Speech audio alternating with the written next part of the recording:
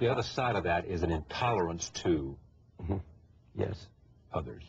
I think that what we need is a society in which people really believe what they say they believe. I am an evangelical to the core. What we've got to do is we've got to have people who are humble, who say, this is what I believe, and I believe it with all intensity.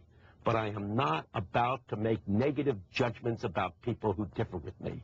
Because on Judgment Day, I don't know who's in and who's out. I am not God. I do not decide who's going to heaven and who's going to hell.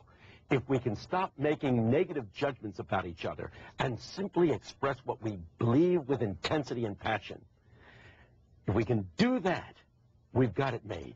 People with passion who are non-judgmental of others. This is an age-old question. I want to move to some other things, but just stay with me on this. When Jesus says, I am the way and the light. That's right. What is he saying to his Jewish brothers and his Muslim brothers and his brothers from other places? I can only answer that with a story. And that's this. A friend of mine was in China and met a Buddhist monk. And he opened the Bible to him and explained to him the things of Jesus.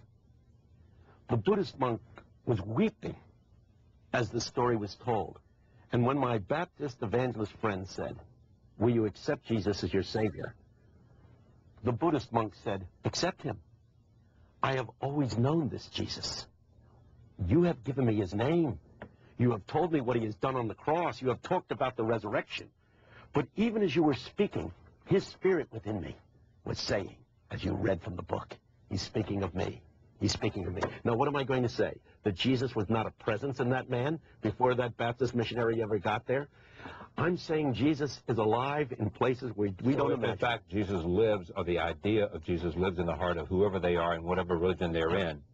I am saying there's no salvation out apart from Jesus. That's my evangelical mindset. However, I'm not convinced that Jesus only lives in Christians. Okay.